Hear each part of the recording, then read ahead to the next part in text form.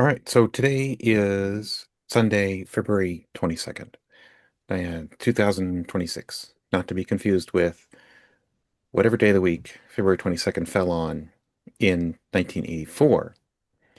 And the reason that I'm referencing February 22nd is because for those of us who had Timex Sinclair 1000s, but especially for those of us who purchased a Timex Sinclair 2068 computer, which had only become available a few months earlier in November. Um, and we were promised all the glory of what you see behind me. I mean, oops, sorry. I'm having a hard time pointing. Which It's all which hand there. is this? Tape player. Tape player was released. Okay, computer was released. But then there's this modem which did not immediately come out. You have these micro drives which never came out. You have this printer which never came out. And the reason these things never came out is because on February 22nd, 1984, Timex decided that they'd have enough. A Wednesday. Cool. Thank you, Ryan. What a weird day. Why Wednesday?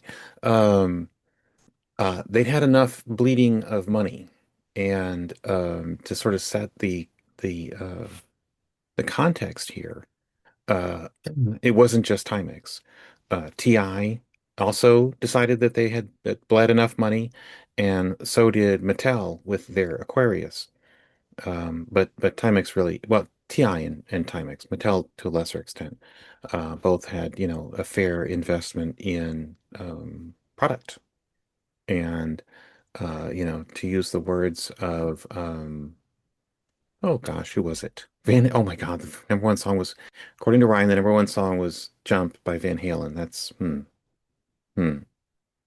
Um anyway, um um Timex, because of the way that prices were dropping in the market, was convinced that they would not be able to make back their money, their investment in these machines. And so they said, we're done. We've bled enough money, and we'll continue to support, the Timex users for a bit of time. You have some sort of repairs. The repair shops stayed open. Um, and you could, continue to order products directly from Timex, but everybody was let go. People had to go find new jobs. Um, and it was just part of, well, I won't say just part, but it was definitely part of the video game slash computer industry collapse that happened late, started in late 83 and continued through much of 84. So much so that there's even, a Wikipedia page about this. The market got saturated. Anyway, so we decided to Wait, there's meet. a Wikipedia page about Timex? No, about the video game and computer industry collapse. Oh, Yeah, yeah. I guess, and for people who are watching this outside of the United States, I guess we should make it clear that didn't really happen outside the United States, right? I have no idea, to tell Yeah, you I the think it truth. only happened here in the US. Yeah, I don't know. Because, well, I mean, Sinclair continued to sell ZX Spectrums like gangbusters, Hmm.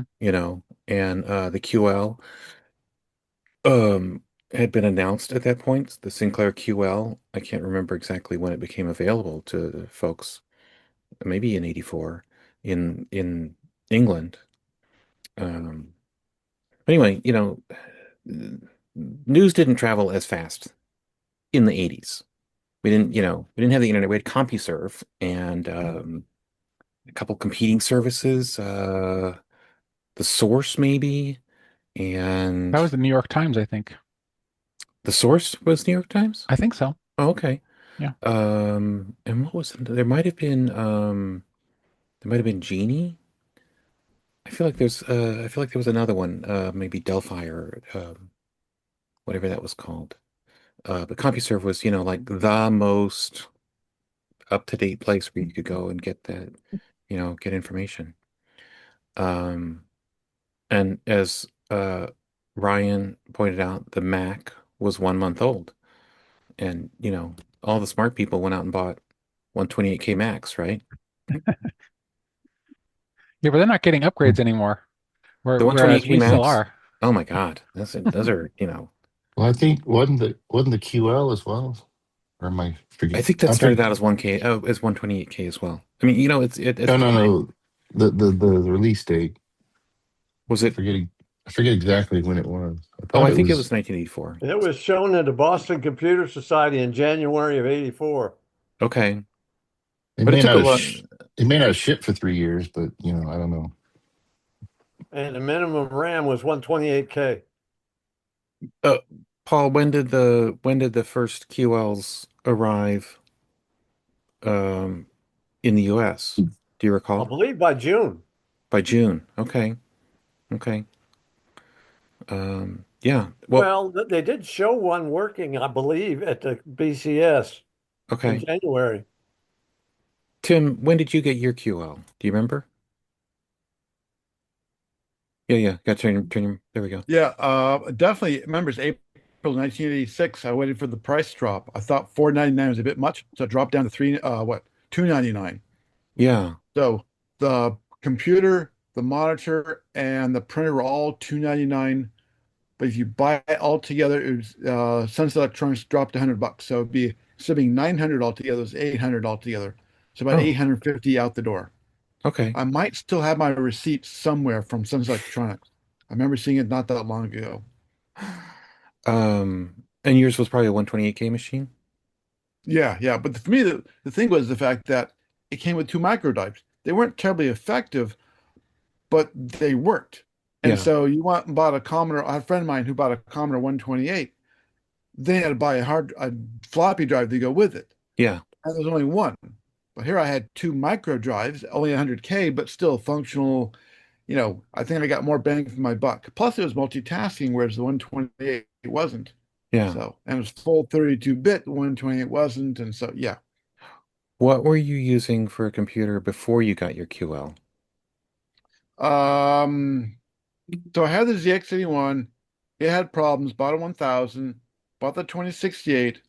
Soon after the 2068 blew the ULA chip, I went back to the 1000. Okay. Uh, Tinkering mostly. But once I got the QL, then I really started doing some stuff. And two, with the QL, I started using it more for college, and the fact that I could use an editor or Quill or something to write my programs, and then I had an acoustic modem that I could then upload them to the system at college, and then dump it over to somewhere else, and then compile it.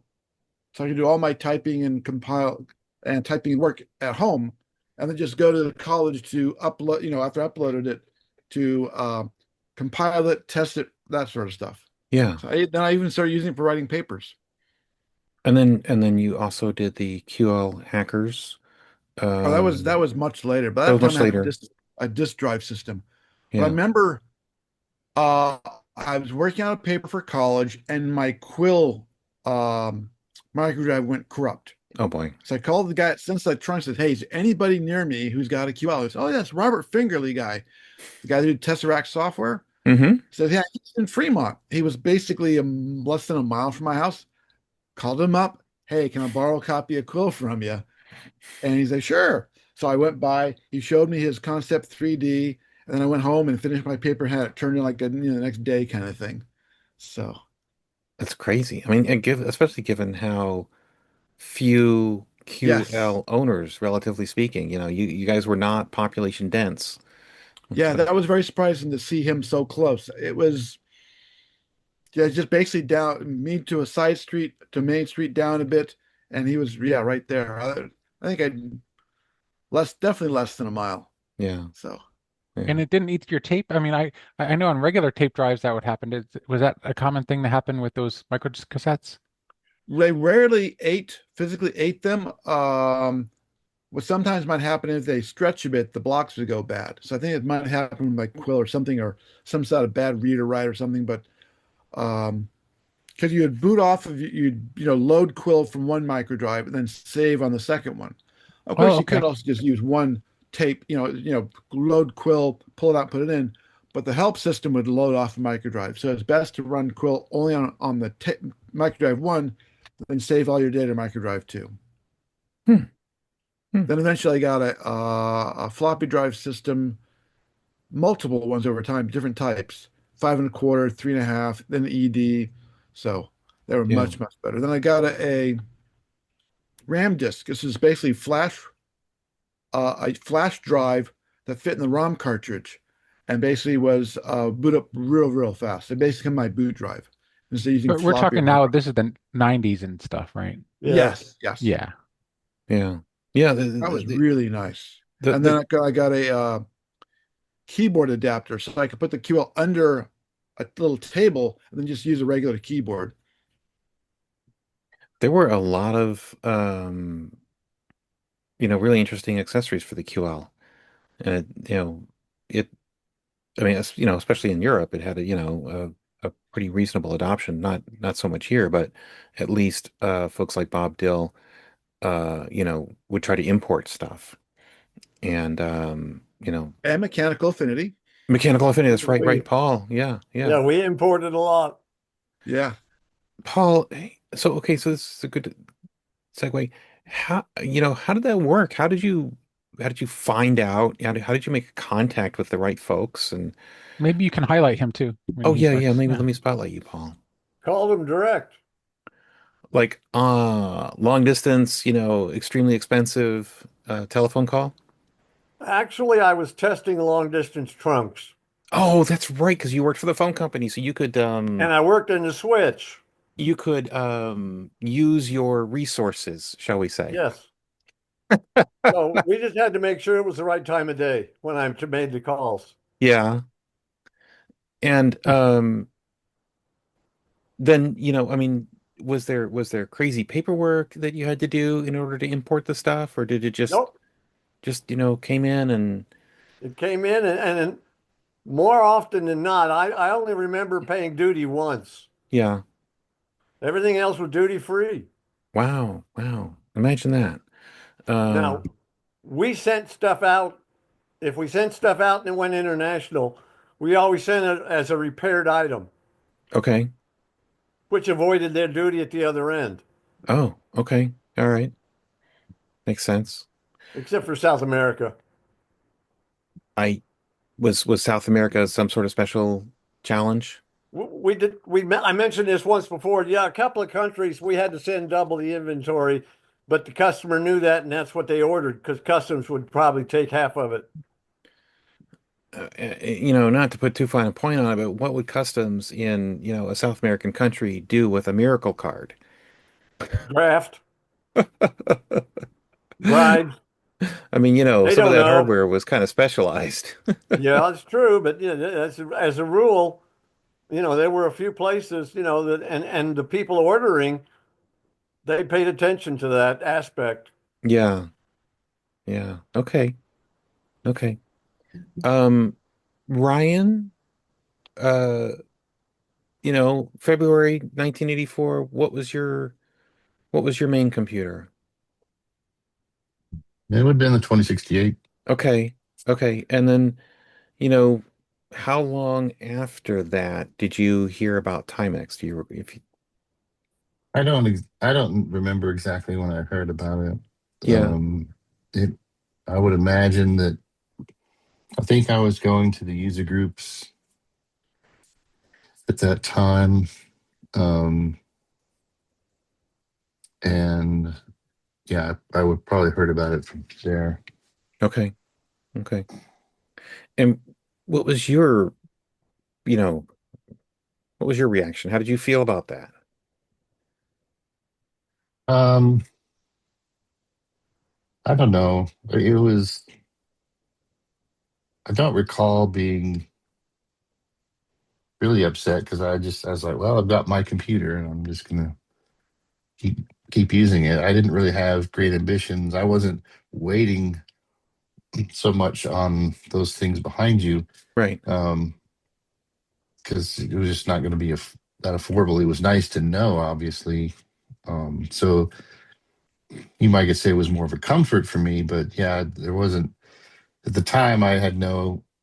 I mean, as much as you had wanted any of those things, I didn't really think I was going to be getting any of those. I mean, because like I might have mostly had wanted the micro drives, Hmm. um, but that was going to be I don't know what I don't know what the 2060 plus micro drives would have cost. That Yeah, would have right. been, but that was the time. All I remember was like you go through the magazines and anything you really wanted was 69.95, and it was just like, nah, I'm not ever gonna, especially when I just had the CX81. It was like, okay, this is as much as the computer, just about, and so it was just not really a thing, and so I Yeah. just kept programming on it, and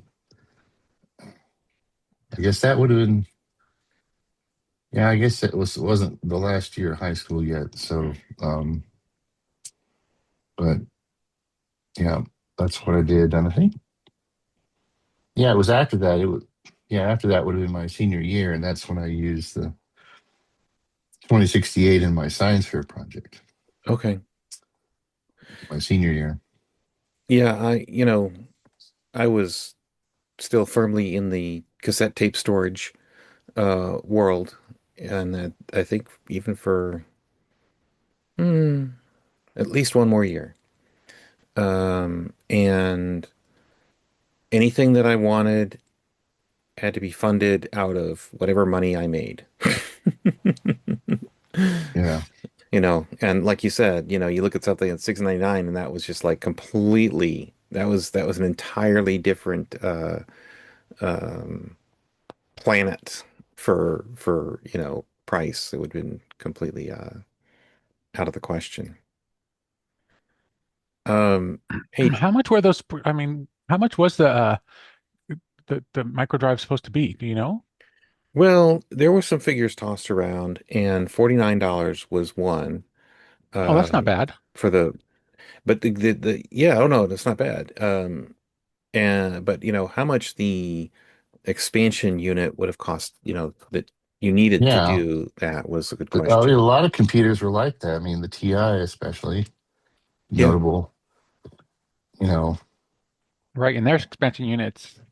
Yeah, huge. that was substantial whereas, though. whereas like Yeah. the Apple II, you had that was where you had an advantage, I think, with the disk drives was that the drive was cheaper, but you only needed a controller card, which Hmm. probably wasn't you know as expensive as an expansion box. So, but I don't know. Who knows how much that expansion would have been? I imagine. Do you think that they would have sold it initially with one of the peripherals to sort of? Although It's I guess it would have, in theory, had some utility on its own, well, a in little that, bit.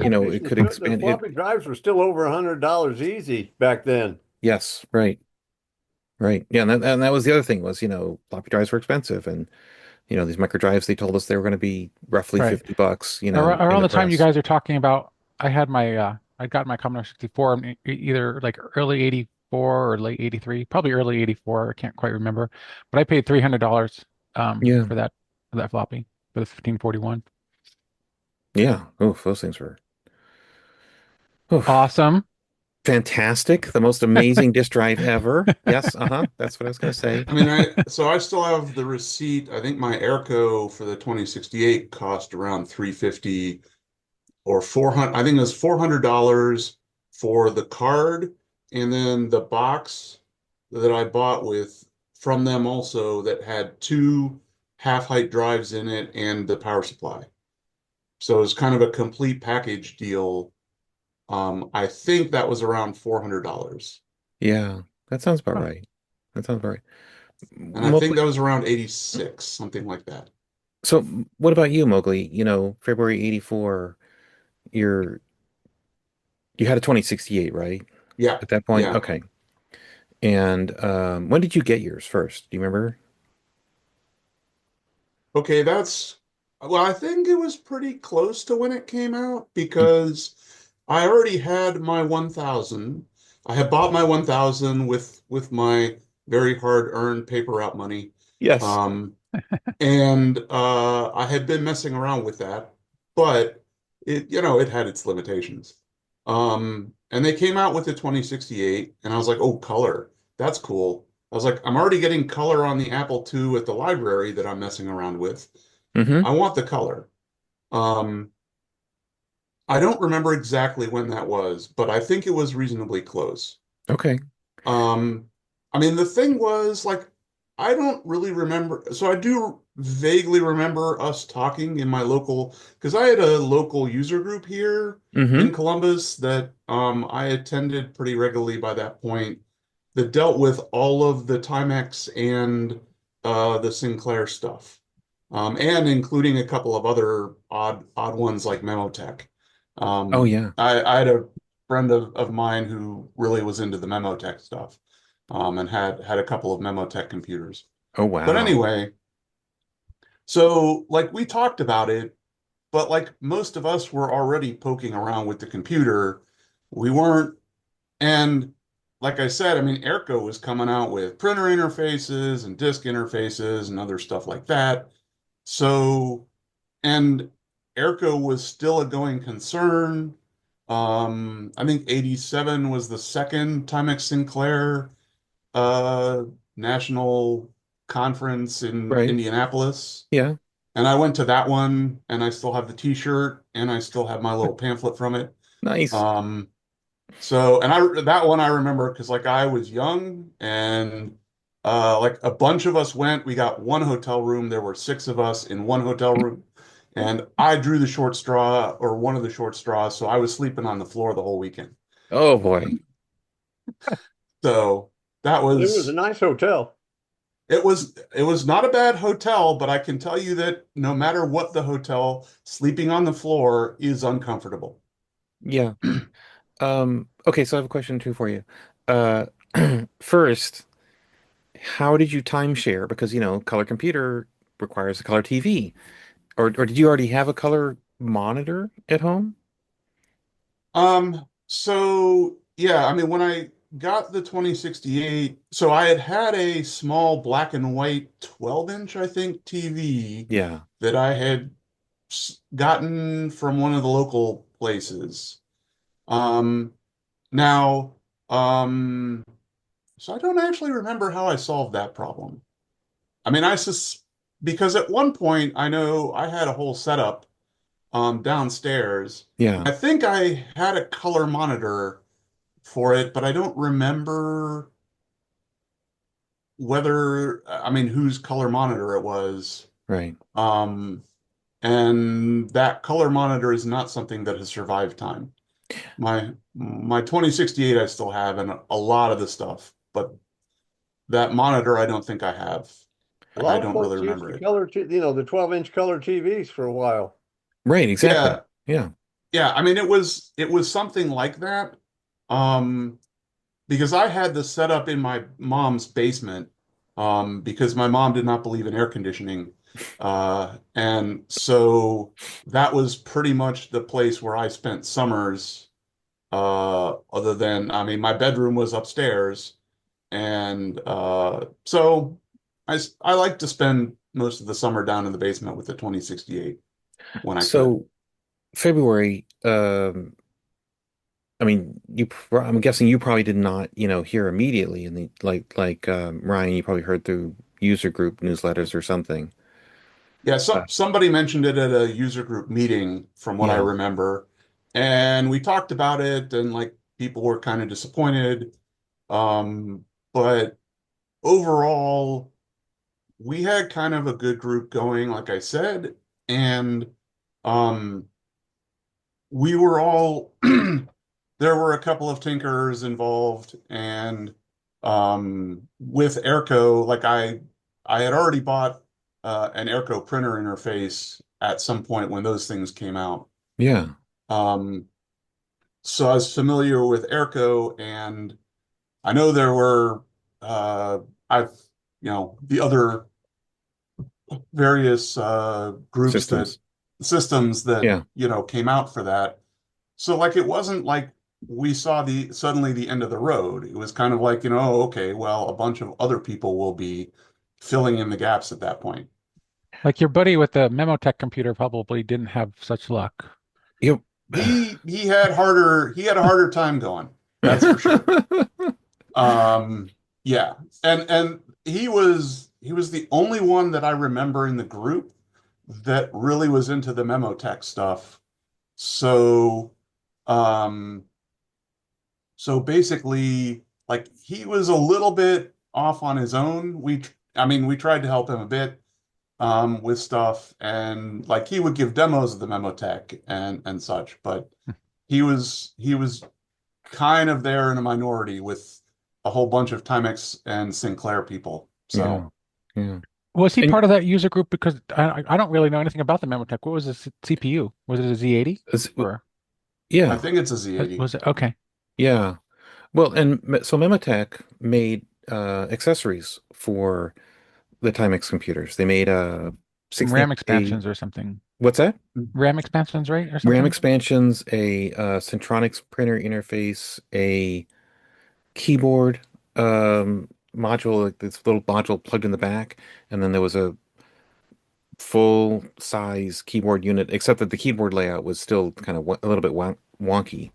Um, and then the other thing that they were sort of noted for was their word processor and spreadsheet applications that were basically in EEPROM, and they plugged in again the same expansion unit that plugged into the back of your ZX81 or your 1000.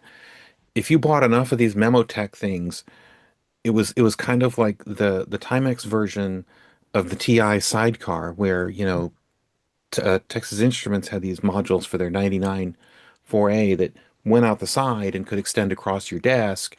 With the Memotechs, it went back, and you could have Stack them.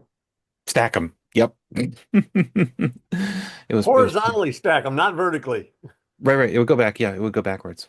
And then I don't know if it was 83 or 84 that they announced that they were coming out with their own computer, and it was this beautiful uh, black anodized brushed aluminum enclosure, wonderful keyboard, has a Z80 inside of it. It has the same video chip as the Texas Instruments computer. Uh, Oh, okay. So Came that's with pretty decent. either Yeah. 32 or 64K. Now they are ridiculously expensive for collectors, but whatever. It was I remember seeing those ads and thinking, oh, this is sort of a natural evolution. Wow, these things are looking amazing. Um, Never saw one in real life. Um, so Mowgli, you were involved, sort of in that Timex group for quite a while, Hmm. your local group. And the reason I bring this up is because I was working on indexing um, newsletters, and Basil Wentworth went to uh, a meeting in January 30th of 1988. And I'm gonna we gotta find. Hang on, I gotta switch back to Zoom. There's Zoom. Okay, I want to share my screen because um, in his little write-up of it, he said you sort of got press ganged into being the person who arranged the meeting. I don't know if this is large enough for you to Shanghaied. You got Shanghaied.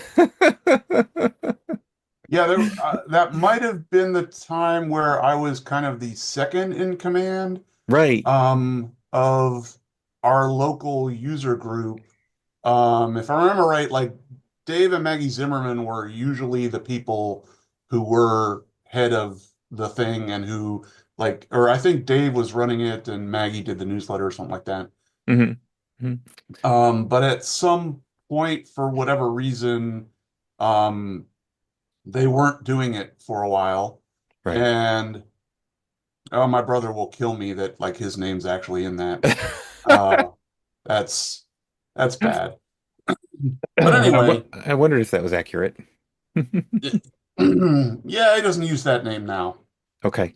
Um, but uh, but yeah, essentially, um, when Dave, I forget what the circumstances were, but basically, like Dave and Maggie were going to be gone or something like that, and it was like, okay, well, you're in charge now, and I was like, wait, what? I was like, wait, I was supposed to be like the assistant and like I would write things for the newsletter, but Hmm. But that was pretty much what I had signed up for. And um, so yeah, I mean, I will say certainly I got help from my fellow people uh, in the user group and such, but um, I suspect so that that happened a lot, as folks, said, okay, I'm done. yeah, I mean he's giving me a lot of credit. I'm gonna say, probably some of my fellows in the user group deserve a bunch of credit that maybe I got in that one. Yeah.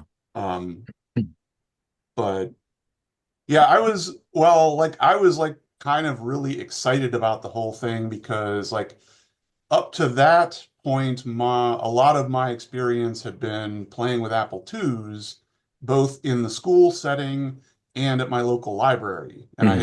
I had gained a good friend uh, at the local library with when we were working on the Apple II stuff. And he was like never into the Timex Sinclair stuff at all. He was strictly Apple II stuff. Um, but with the Timex Sinclair stuff, like when I found the user group, I was like, oh, this is awesomely cool. And I didn't drive at the time, by the way. And in fact, that continued because even when I went to college locally here, I didn't have a driver's license. I didn't get my driver's license until I was in my 20s. Hmm. Um, and I biked to college because it was easier and cheaper and so on and so forth. And so, like, people had to give me rides to the user group meetings or to any of these things because they were never anywhere near where I lived. So, I mean, I can definitely say that a couple of my friends were really, really big on giving me rides. Uh, my friend James Nugent, he drove me all over the place for years, basically, to these user group meetings. Very You're cool. just lucky it wasn't Toby Radliff.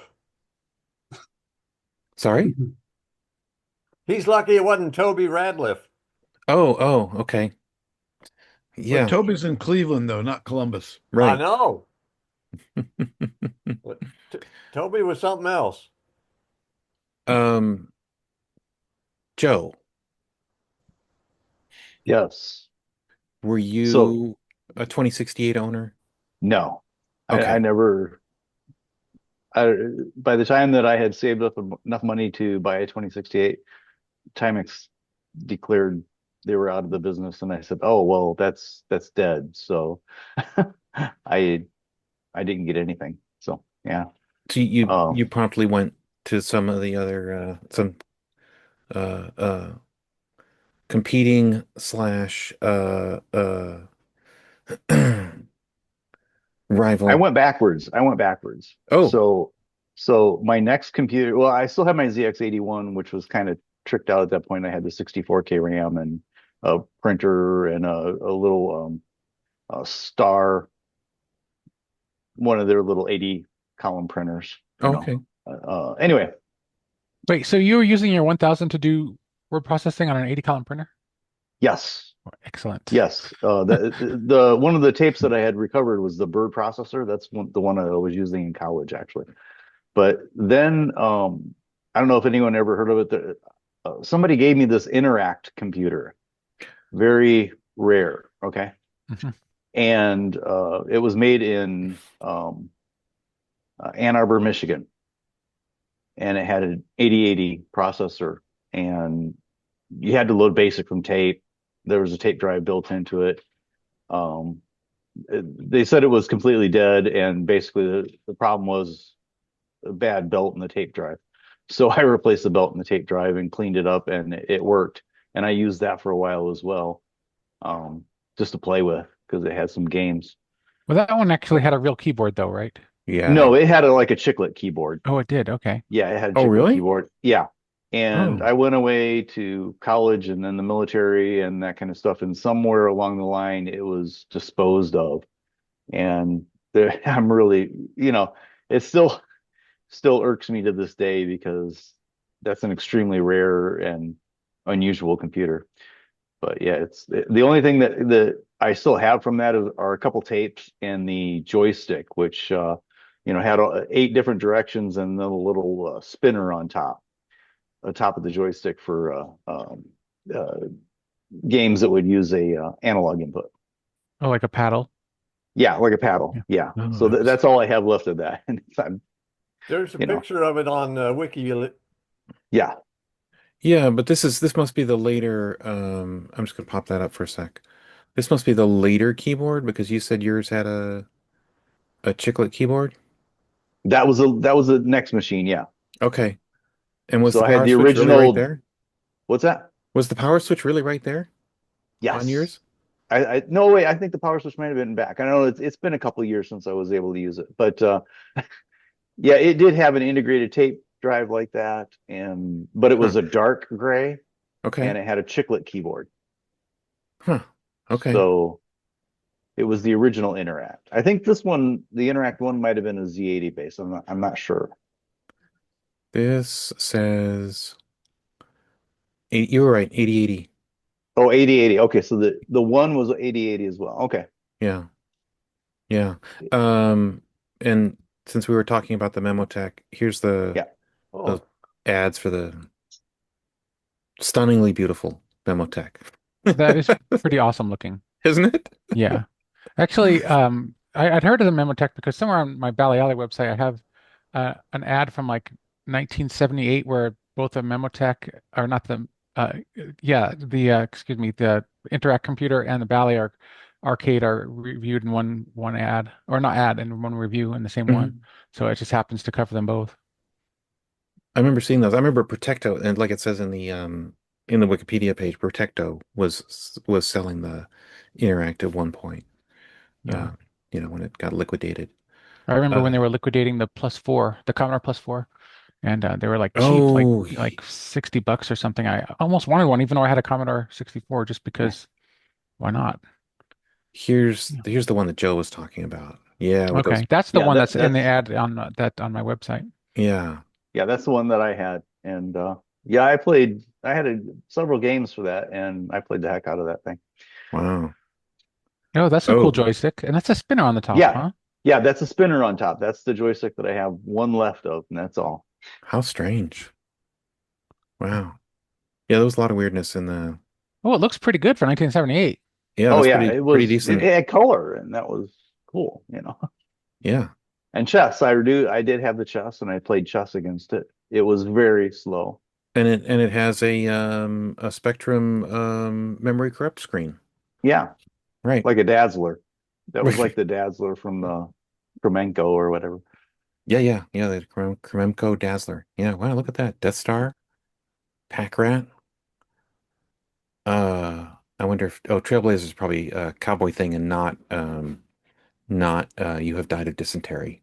No, no, I didn't have that Oregon game, so I Trail. don't Right. Sorry. I know the name will come to me, but the expression. know. Um, let's see.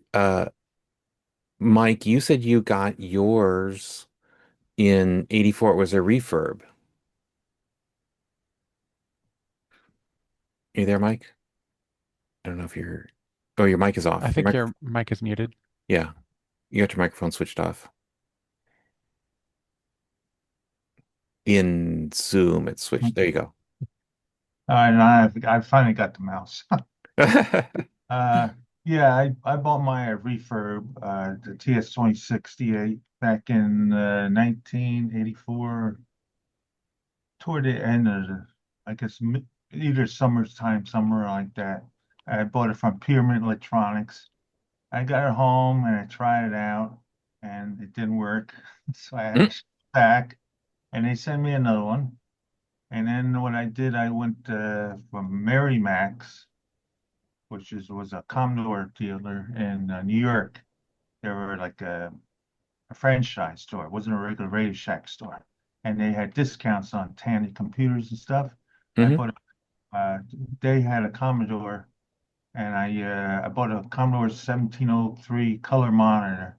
It was 3GA composite, and I think it also had the serial connected for the Commodore computers. And I hooked that up, and I had that for my TS 2068. And then eventually, somewhere, I forget where I bought it. I don't know if I bought it from Pyramid or someplace. I forget where. I bought a brand new TS 2050 modem at that time. Hmm. And from RMG Enterprises, I bought the Larkin disk drive system with their single sided dual 360K drives. Did you So Wow. buy all this like right away, or did you like buy this over a span of time? Because that's like I a bought hunk of that change. within 2 or 3 months, not Huh. much. Oh, wow. Okay. I Yeah. mean, like the refurb, I think I paid like $50 for it, refurb. Hmm. Uh, the Larkin system, I got that whatever RMG was selling at that time. I forget what it was. It was brand new. And the monitor, I don't know. I don't think it was new. It was used, I think. And I had it, and I was using it for a while. I even went on. There was a local bulletin board, BBS in New Jersey here. Of course, it was the toll number. It wasn't in my area code, and I used to, go on in and see what they had and this and that. But it was so slow, 300 baud. 300 was slow. Hmm. And then eventually, I think it was in on Christmas '89. I think it was in '89. I bought the Tandy 1000 TL2 computer.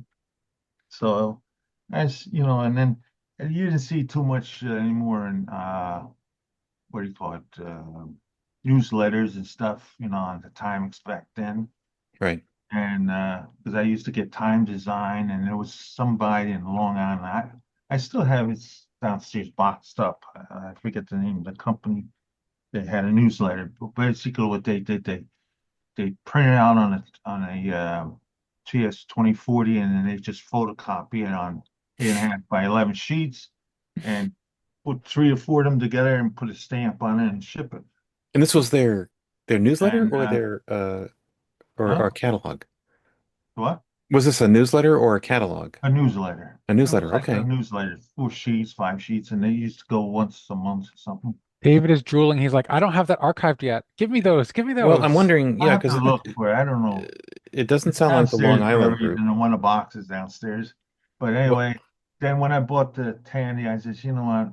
I'm going to sell the Timex. So I sold everything, the whole package deal. I sent it to RMG, and he sold it as a package deal. And that time, Larkin stopped making that drive. yep. And I got more money than what I paid for the whole thing. My monitor I kept, and I had the printer. No, the printer I had the for the Timex Sinclair 1000. I had the printer. So I Sure. sold the printer and I sold the monitor for somebody. And but I had originally with the 1000, I had the Memotech. I think I had the 16K memory module. I had 64K UM64 byteback Byte back memory. Yep. backup. I had the Centronics keyboard. No, not the keyboard. The Centronics Can I quick ask a, arrow a interface question that I've and always the wondered? Memotex.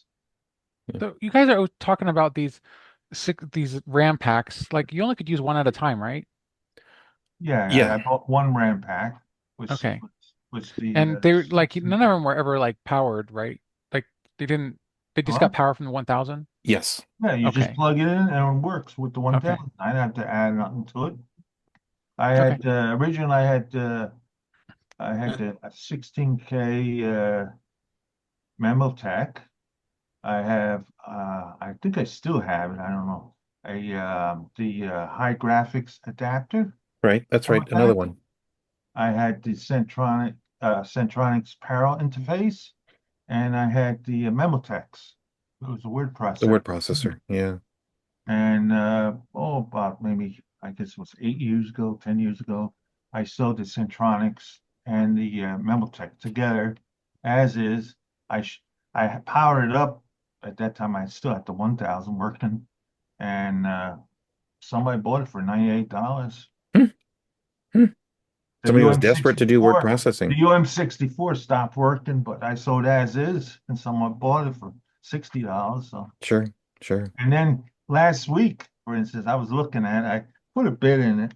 Guy wanted a ZX81 and the Memotech keyboard, the blue one, Hmm.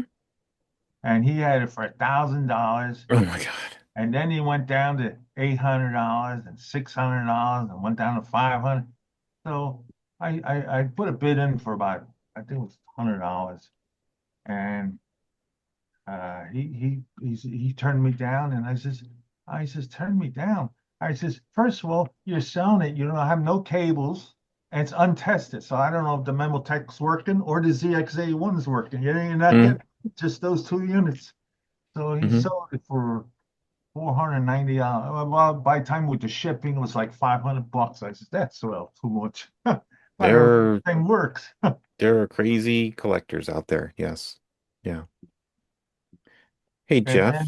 then Oh, like sorry. Go ahead, in Mike. 22, I think 2022, like I told you, I bought the new another TS 2068, brand new, never used, Mm-hmm. Mm-hmm. and I got that. I have to, which I haven't used yet. It's the PS Pico and the VGA. I didn't get to use that yet, but that's it. Yeah. Jeff, what about you? Where did you get a 2068 when it came out, or did you wait? I got my, can you hear me? Yep. Hmm. Okay. I got my 2068 about 1985 and I bought it from a friend. And it was, I bought it mostly because it was a Z80 64K Sinclair computer because I'd had my ZX81 and I kind of liked the basic in that. So I, as things turned out, I guess I bought it after Timex got out of the market, but I was more interested in the computer than the support. So Yeah. Yeah. So was not much of a problem. And so you lived with tape for a while. yeah, I eventually bought a can't remember the name of the company. They were doing stringy floppies. Exitron. Thank you. Or A&J rather. A&J Well, maybe. I bought mine was an Exitron. Okay. Yeah. So I bought an Exitron uh, stringy floppy for it, and I used that for a while. And I also had I had a printer for it, but it was again not a Sinclair printer. So Hmm. Hmm. How did you like that stringy So it was a floppy wide unit? carriage what's that? printer. It was a wide carriage printer. No, it was basically a thermal printer like this, similar to the Sinclair printers, but Oh, it was at that time there were a bunch of companies making printers for ZX81 and the 2068. oh, okay. Do you think it was an Alphacom? No, it wasn't an Alphacom. It was a kind of an off-brand. I forget which one it was. Okay. Okay. Well, I mean, at least it wasn't the Mindware receipt printer that Joe invested in. Hey, that was a great printer. It still works. Hey, Jo- Joe, Joe, did you use that printer to do your papers at any point? I did actually turn in a few papers where I printed the things off Yeah. into columns like a newspaper. Yes. Because it had the split mode where it would print half the line and then print the other half of the line later. Hmm. Um, yeah, so you could join them up and then tape them to a piece of paper, and then I took them to my dad's work and photocopied them and turned that in. I'm But it wasn't too terribly long after I got that I got the byte back parallel port interface and the little 80 column printer, okay. I'm gonna put which this was a thing on the huge step up. screen so we can all But see. I still have that printer and it still works. It works just fine. Is the red button like an eject button, No, like yeah, like a paper feed. Yep, paper feed, like on a cash yep, register? Because, yep. frankly, this is basically a cash register printer. It is. And, like you said, and that, there's no banana here, but you can tell that the paper is pretty narrow. It's like what, an inch and three quarters or Yep. something. And like you said, it had multiple modes. You could print You could split the columns. Um, I think that's it. Yeah. You could split the columns vertically, uh, 32 lines, 2 lines on each, right? Or horizontally, and yeah, you could tape it together and have your have your way with it, as it Yeah, were. you could get 64 characters wide on and tape it to an 8.5 by 11 sheet of paper.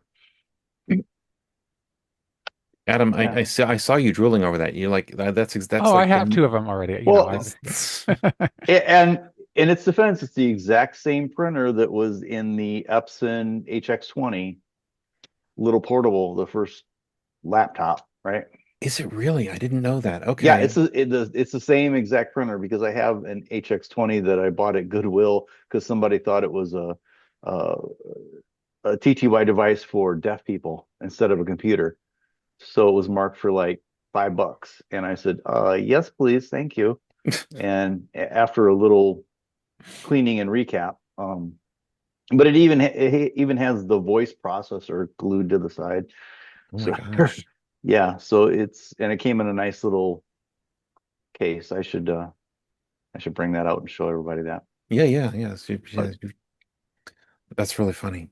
yeah, Um, but yeah, it's the same exact printer. It was very popular in a lot of point of sale Castro. systems and small computers at that time. Yeah. Yeah. Jeff, how long did you stick with your 2068 before decided I need to graduate to something moderately more powerful? Um, Probably, let's see, that would be 5 years, I think. Yeah. And Wow. then I got out of the Air Force and got a job teaching electronics. So I went to an Apple II clone, Uh-huh. Franklin 2200.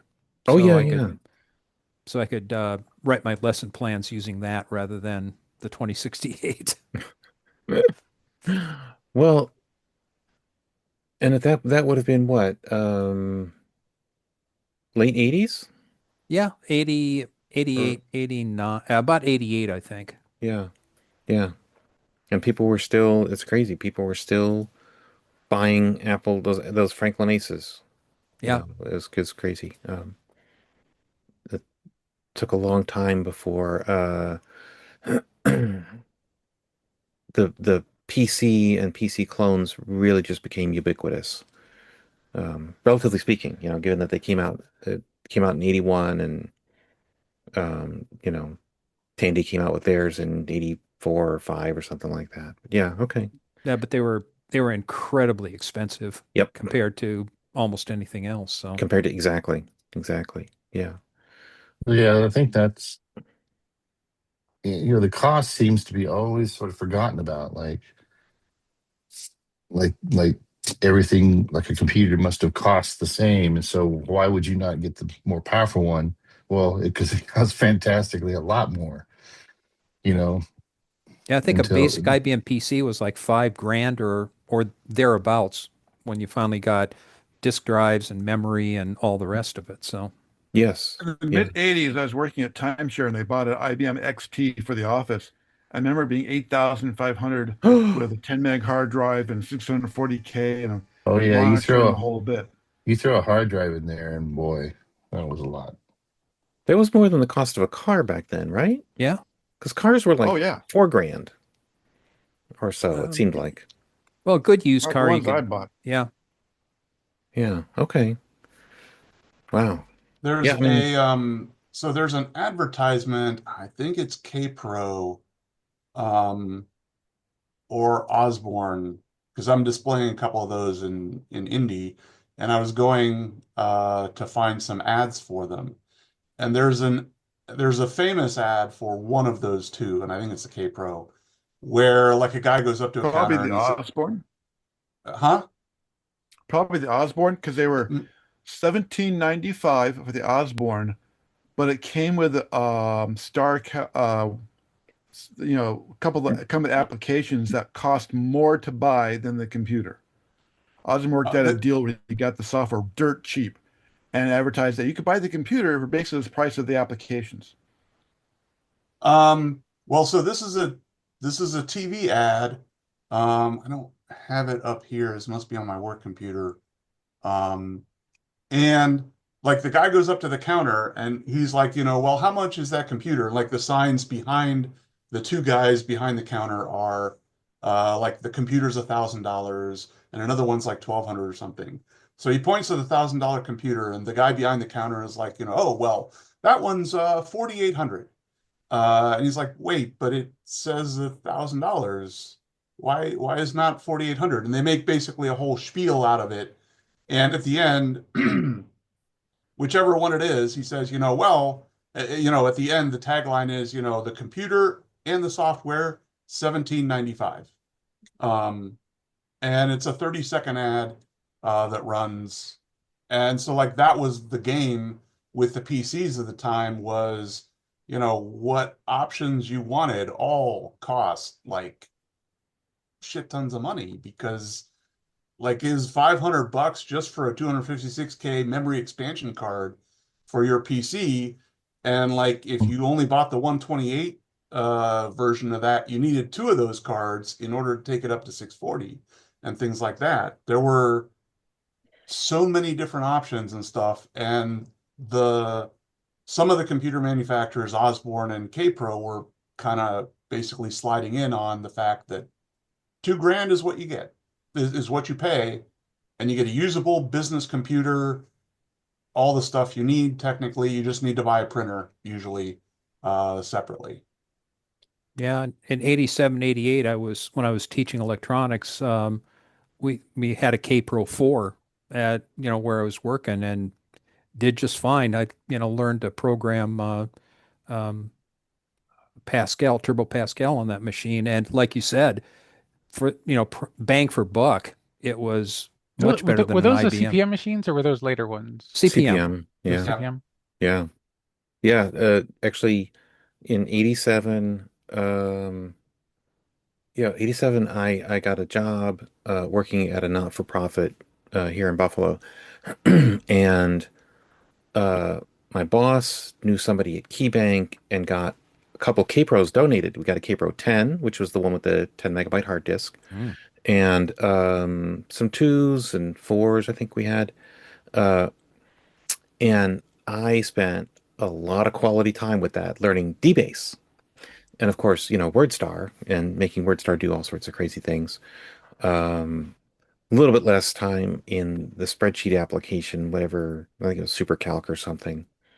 But we kept our membership list in DBase. I don't remember what else we kept in there, but yeah, those Kpros were, you know, a fantastic deal. And they did, the Osborne was cool, except that it was 52 columns across a 5-inch screen, and it would scroll sideways, whereas the Kpro was a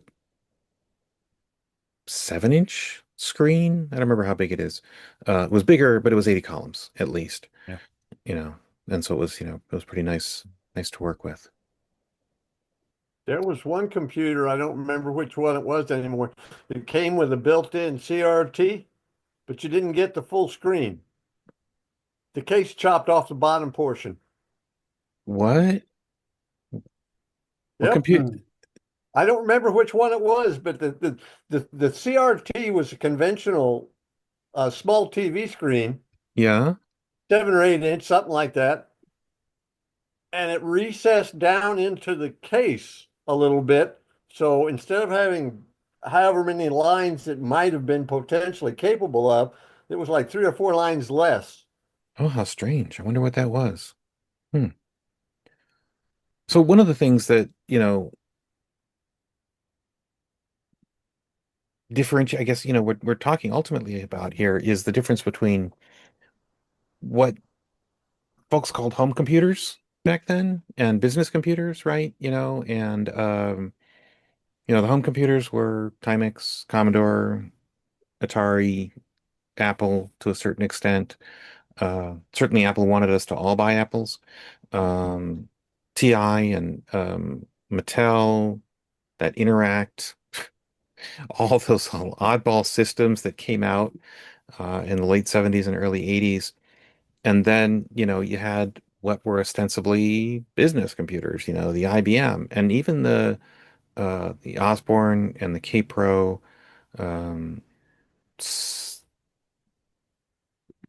I don't know what other like Wang. And then you got into the sort of the stratosphere of business computers, those really sort of specialized things like the Wangs and the big Wasn't the CP/M. Wang just a word processor though?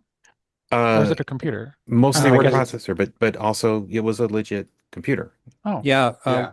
we had a Wang computer when I was working computing satellite ephemeris information. It was spoke basic and we'd print out all the satellite ephemeris data for satellites that didn't exist. So it was a nice machine.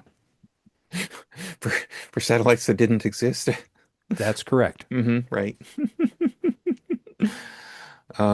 But even so, even within, I mean, this is we've talked about this a bunch before. Even within the home computer spectrum, the folks who could afford a Timex were largely people who, you know, had to do it through lawn mowing money, and it seemed to me like, or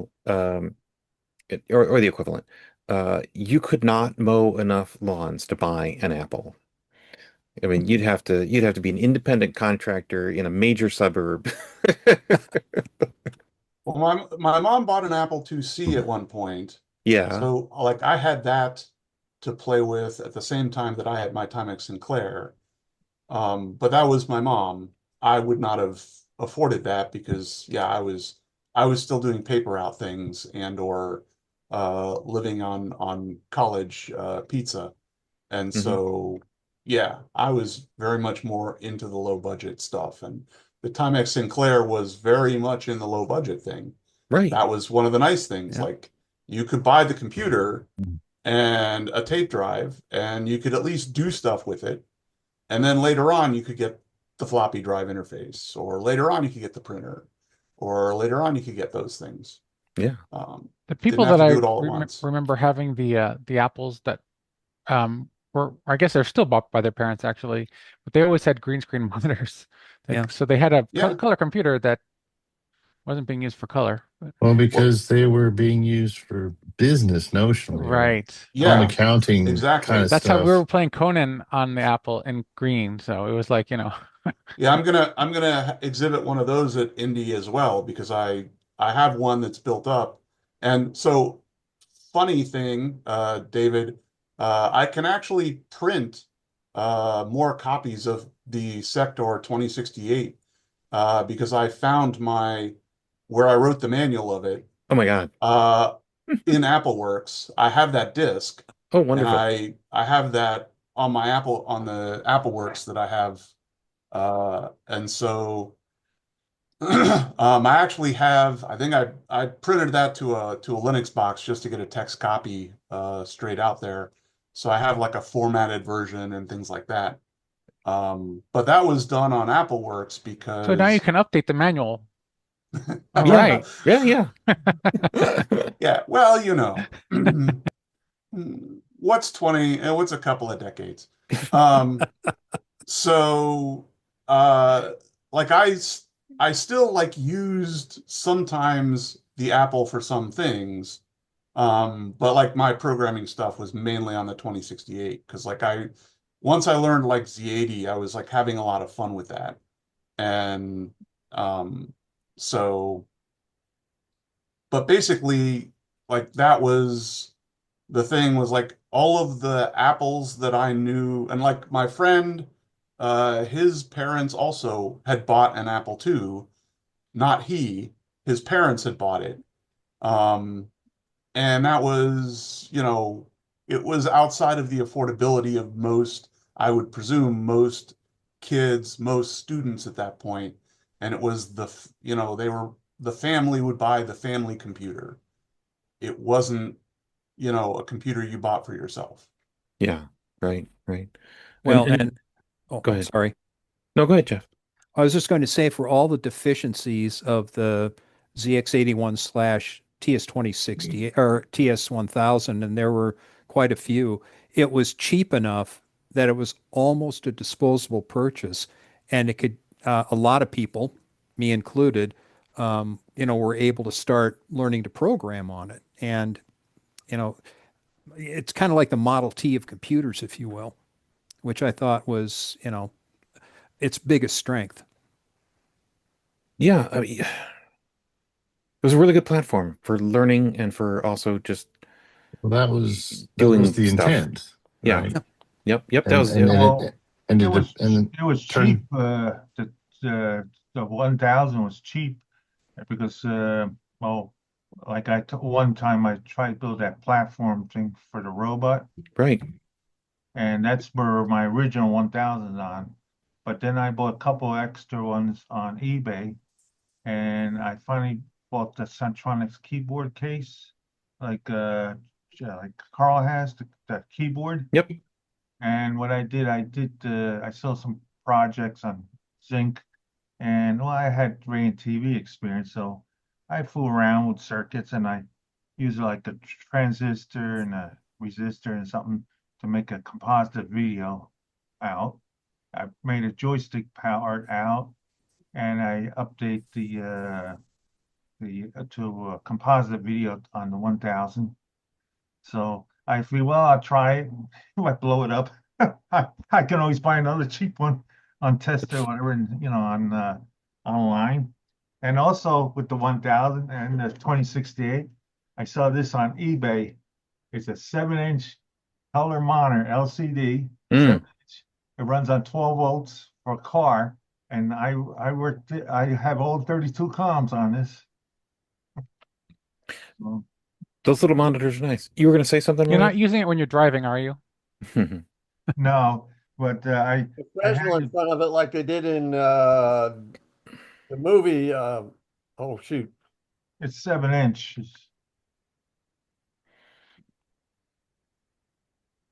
yeah. I bought it on eBay. I think I paid $20 for it or something a Oh, couple of years ago, and it works good. This Brian, monitor has an input or two inputs of video. the thing that Mike was showing, The car monitor LCD. it's well, it's ostensibly it's for putting in the on the back of your driver's seat or passenger seat for your kids in the back seat. But yeah, it has a those things usually have a composite video input and RCA audio jacks. Oh, okay. Well, it Yeah, says it's available for VCD, DVD, GPS, camera, high resolution picture, full sure. color. Yeah, it might have an And I HDMI think or there's two inputs on this thing. Two inputs, yes. Hmm. yeah, It's two video composite, and some monitors has a HDMI or VGA as another kind yep. of Well, this is yeah, composite. yeah, great. It's two different color systems. It's PAL and TSC automatically. Well, for the vast majority of us, there's only one color system, NTSC. Oh no, here we have two system. You have But what we call a diversity. yes, but in Argentina, when buy this, we have two system inside the product. So the TV has to do in Argentina, the Yeah, TGV has to do PAL and NTSC. exactly. It's not official, but the people use many sources NTSC. That's Okay. why the normal television sell in Argentina are Mm. two or three different norms: Yeah. PAL Very cool. BN and NTSC. Um, hey David, I saw you just joined us, I think. Um, More or less, yeah. okay. David, you were really involved in the Fort Worth user group. That's an understatement because, you actually, edited, produced their newsletter for a long time. And you had a 2068 system. I'm basing this on what I remember reading, with an Airco disk drive, and you spent a lot of time with that, learning how to use CPM on it, which was pretty cool. Um, RPM. RPM, yes, that's right, RPM. It was RPM. Yep. Um, What does that mean, RPM? it was this. I don't know. Can you explain what RPM is, David or Mowgli? I would love to be able to tell you what it is, but the information that I remember was I picked it up from the guys in Austin at Airco, Yeah. and they were talking about utilizing it through their robotics and what they were doing with the Z80s and how they were programming these to do, robotic things in production. Oh. So they were working with that. And when I saw it, and I said, well, all right, let me try this. It sounds like it could be interesting because, as David already knows and everybody else did, micro drives, yay! Oh, there's not going to be any micro drives. There's not going to be this. There's not going to be that. Well, how do you do workarounds? Airco came up with that. And when they came up with it, I started looking at where in Dallas, they have had special weekend days when you could go over to a particular place and guys would have computer pieces. So, I mean, you're going over there and you're going, uh, how much is this disk drive? Oh, you've got this disk drive too. Yeah. Oh, you've got one that'll do the double density. How, I mean, you were doing all kinds of stuff over here. And I was going, all right, so how do I format this stuff? And through the RPM. And all of a sudden I found out it was formatted like a Moreau MD2. Oh yeah, the Moro Micro decision. And I That means said, nothing to me. What is that? I'll It's bring it up, another Adam. CPM machine. Yeah, yeah. it's just literally it's a CPM machine. And I was going, okay, if that's the format for that, I wonder, I swear there's a program that you can plug in and you can format these things to read whatever it is that you're looking at, so long as you had two drives. And then you could format what you were looking at, the program, onto a Moreau and then run it through there, which in this case could also be run as an RPM as well as a type of CPM. Yeah. And I mean, I got into that in such a way that I bought a manual on how to program the Z80. And Is that Rodney Zach's book? I was playing into learning how to do assembly language, stuff that I have long since forgotten. Well, I think, and you were also learning Turbo Pascal, if I recall correctly. I learned Turbo Pascal. I learned, what was that one? Was it RPN, reverse Polish notation, or right? some of the other things that we were doing. Hmm. And in getting into all of that, all of a sudden I was going, how can I hook a standard keyboard, use my 2068 and the Z80 and work programs off of that to where I don't have to do other things. And I talked to Frank Bolden a few times about doing that, and Mm-hmm. Frank was pretty good with the engineering. And I kind of got into it and have lost almost everything that I know about it now. But it was really kind of interesting dealing with all of that, which of course pushed me into. I heard you guys talking when I first came in. Yeah, I can sit there and go, hello. I had two Osbornes. I had two K Pro 2s and one K Pro 10. And I don't know why I'm saying had. I still have them. Ah, And excellent. I'm going, maybe I can get rid of these to some. I mean, Adam, I was breaking them down, changing out drives. Like I said, all kind. I really got into working computers before I actually started helping to build computers. Yeah. Do you Adam, recall when you got your first 2068?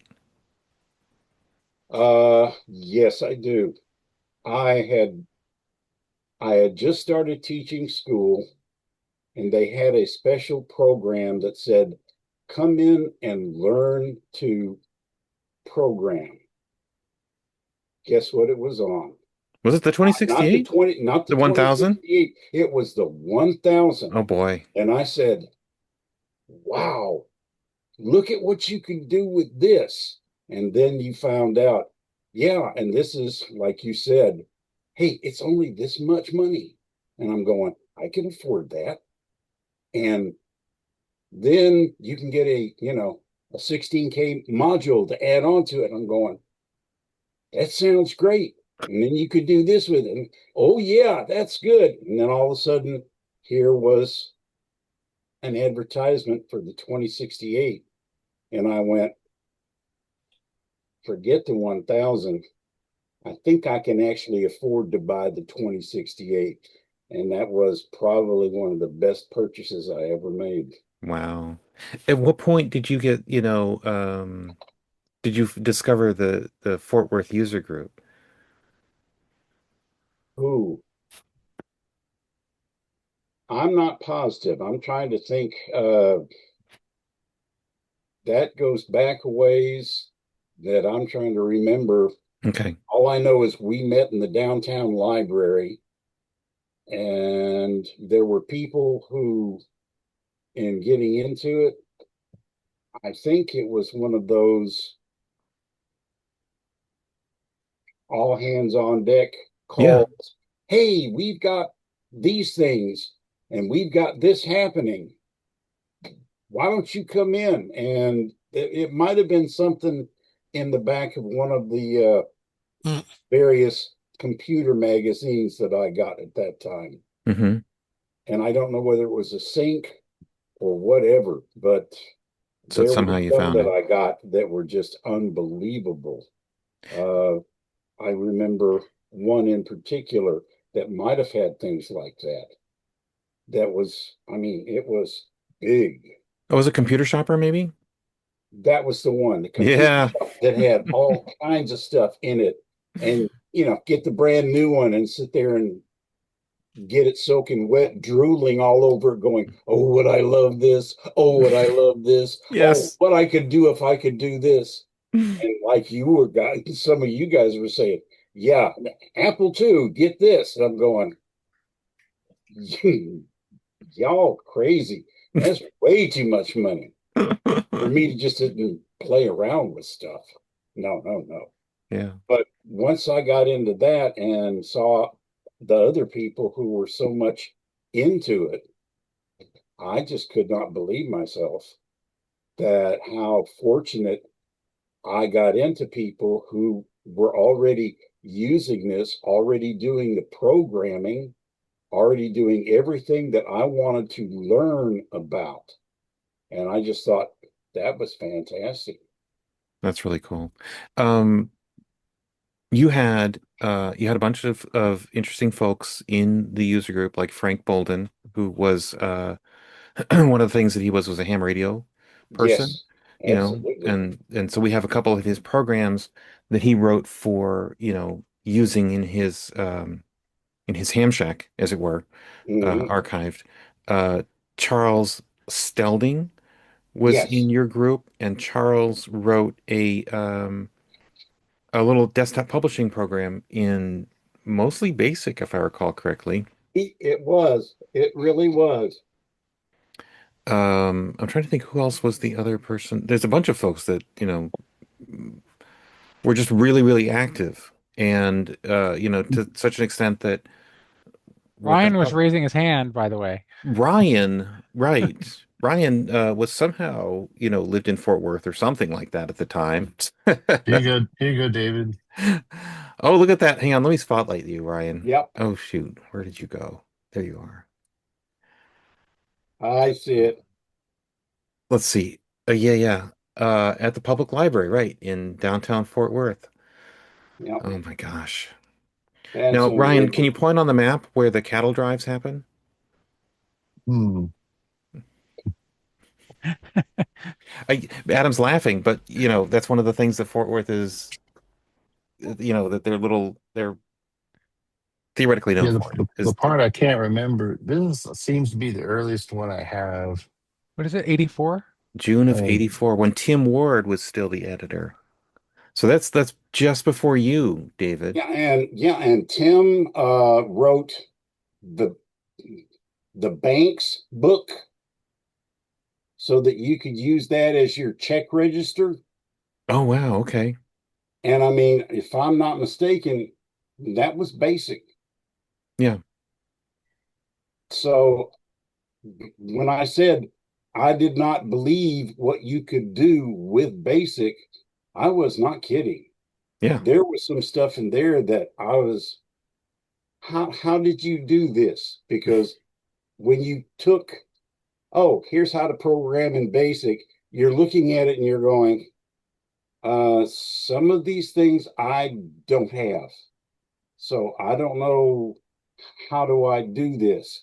And that's when you looked and found out, oh, if you were doing a grid and then you start doing it like this, that's how these people were doing that. And you're going, oh, okay. So I can do the same thing that they did. I just have to go about it in a slightly different manner. right. So I learned to write some programs that I actually use in my classes that I was teaching for grading. Right, right. You mentioned that in a couple of times in the newsletter that you had written essentially grade book programs. Um, that reminds me, you reviewed um, Bob Fisher's Yeah, grading program. yep, Did there was did one. you did you use his program for your classwork? Did it replace yours, or did you just sort of test drive it? I test drove it, Hmm. but the ones that I needed were specifically for our classes. Yeah. And it was one that, believe it or not, our computer teacher, he was a math teacher, but he taught computers and programming to kids. He had a small VAX system that he ran, and he taught me how to use that. Oh wow. Okay. And he took their basic program and we line by line translated it into Timex basic.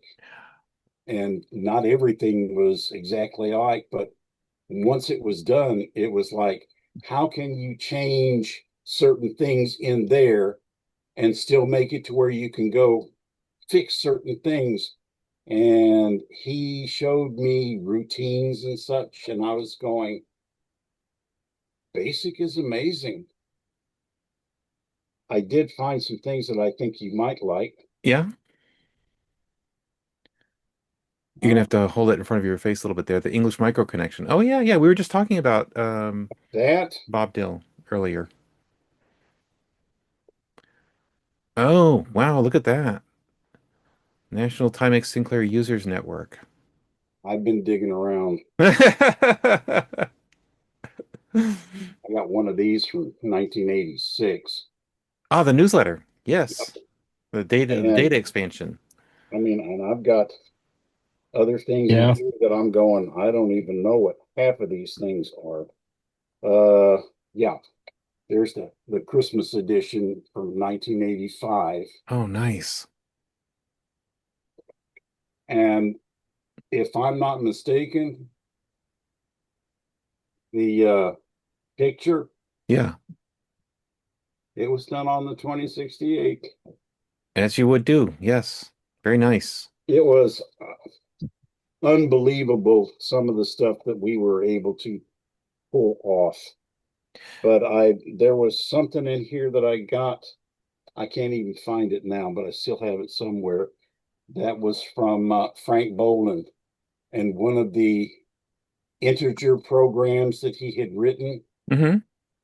He said, "David, the program that I gave you after it was over, because I went and saw him one weekend, and he said, here's some corrections I want to make and some other little edit." And he printed out what he wanted me to do on his, and you did this, and all of a sudden, my word, there's so many things that you can do in this where you're doing this, and here it's in binary, and then here it's in hex, and then it's in this other stuff so that you can see these things back and forth for the kind of programming that goes, like I said, you're looking at assembly programming Right, right. and poke this into here, and on your now you're going, okay, this is absolutely amazing. That's So really cool. I have a number of things here that I got from that, and I think you already know this one. Oh yeah. Hold it closer to you. You just disappeared. Hold it closer to your chest. There you go. Yeah, that's perfect. Right. Making the most of your ZX81. Yeah. Yeah, it's a good book. Do you need it? No, no, I've got that one archived.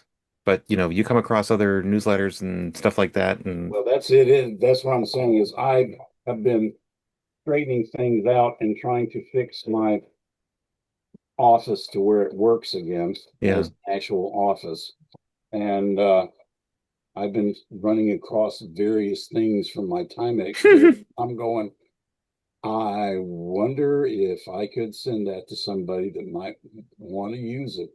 Are you on the groups.io email list? Yes, Okay. Okay. I get the email thing from you every month. Oh no, I meant there's a separate email list where sometimes it goes through bursts of activity where we talk about sometimes most of the time we talk about Timex stuff, but other people bring in other topics like Adam once in a while brings up this thing called the Bally The Arcade. I don't Valley know. Arcade or the Video Brain lately. The video brain, right? The It's video Yeah. brain. Which last it's week Um, I just it's more of a scanned in the bulletin manual. board system than an email, David. what's It's that? it's it's basically a bulletin board It's system. basically a bullet board. Yeah, yeah. It's Let not me really an email. let me dig up the link for you and drop it in the chat. Um, there we go. Home, and I'll drop this in the chat. Um, so David, if you're not on this little bulletin board email thing, sign up and you'll. Mowgli, you're on, right? I don't really have time to read those sorts of things. Well, the Um, only reason I ask is because, David raised that he has some stuff that he wishes to divest, and I saw you perk up. oh yeah, yeah. Well, I mean, I'm always interested in uh, any of the interesting hardware and newsletters and stuff like that too. I mean, Yeah. all the Timex Sinclair stuff obviously should go to you, but if there's like K-Pro or Osborne newsletters or stuff like that, I'm interested in all the paper material anyway for my library. So, um, Oh, so Christian, you asked a question about the cartridge boards. Those 20, yeah, no, unfortunately, that cartridge board takes up the full width of the cartridge slot, and so there's not a easy way to make a shell for that cartridge board. Maybe if you, As far as I know, all the cartridge boards that were not TS supplied yeah, were full-size slot yeah, occupancy. yeah, yeah, bare boards, and there's like these little rails on the left and right hand side of the slot, and all of the sort of aftermarket cartridge boards rest on those rails when you slide them into the Some cartridge of them and had a rubber button foot. right. Yep. Um, oh, did I put that? I just oh sh okay, I did put it in the right place. Okay. But yeah, David, sign up for the it's called the 2068 list. It's not just 2068, it's 1000 stuff. Um, Yeah, what's David, interesting about the times nowadays, like back in 1985, like if you had a 2068 list, people would have wanted to only talk about the 2068. yeah, But now people are okay with talking about other systems. Yeah. yeah. Well, the thing that I thought was interesting about most of it was the fact that just trying to remember back when I was putting things online for the Star Telegram. At that time, that was their first, uh, I'm not even sure what you'd call it, The but Star yeah, Text thing, the yeah, that Star was Text. not quite, Yeah. it was more than a bulletin board system, but it had many of the same sort of qualities as a bulletin board system. It did, Is and this local to Dallas or Yeah, what was yeah, it this? yeah. It was was it put up was by the local to Fort Worth. Oh, okay. Yeah, I I think wasn't it them experimenting with having the notion of an online newspaper Yeah, component? online newspaper was what they were heading towards, but it was more of, I'm not even sure how to explain it. It's if I could actually write a monthly column, which I did, actually wrote about 2 monthly columns, then yeah, you could be considered something special on that. But like I said, when I had that, I was just going, wow, 300 baud dial up modem. And please, nobody call while I'm trying to load or unload what I'm doing here. And that was fun. And then when I got the enough money to buy I think it was a 9600 baud, yeah. I was just going, wow, this is fast. It's still dial up. And I didn't know anything about what was coming. But those For first parts were really interesting. for a while, I used my mom's phone line, and then she made me get my own phone line because she kept picking up in the middle of like modem things and trying to make calls while I was like online doing things and stuff like that. Oh yeah. So like my house back in the 80s was one of the few houses that had two phone lines and two phone numbers. Wow. Wow. It, That's pretty unusual. it Yeah. was. Um, David, when do you recall when you got your 84? Was it like I mean, your 2068, was it late 83 or was it in 84? I'm thinking it was more like 83. Okay. And do you recall, I'm assuming that you heard through the user group or folks in the user group about Timex, leaving the market in February. Do you remember y'all talking about that? We did talk about it some, but that was also at the time when everybody was trying to figure a way around things. Right. I mean, literally, well, we've got not just 32 characters, we can do 64. And if we can do 64 characters, that means we can have a real, honest to God word processor. And somebody else can come up with, here's how to do a real, honest to God Excel type spreadsheet, except we didn't know what Excel would be. And I mean, all these other things without even, and some of them were into, like you said, some of them were already into doing CPM. So they were going, oh, yeah, well, here's perfect calc. And here's, Hmm. all these other things. And they were going, if they can do it, we can do it. All we got to do is figure out how to work around things and don't necessarily write about it in basic. So that was where people were going into, here's soldering boards and making interfaces so that you could run things out the back of your boards, Hmm. or things that were coming out from underneath where the micro drives were supposed to go, and things that they were doing like that. It was, I have to look at it now and go, that was some pretty heady stuff that we were trying to pull off, going a 2068, and what was it? Was it 72K? Yeah, yeah, 64K or 48K of RAM and 24K of ROM. But yeah, yeah. So when they were talking about things like that, they were going, we can make this thing do anything that all these other things can do. We just got to figure ways around it.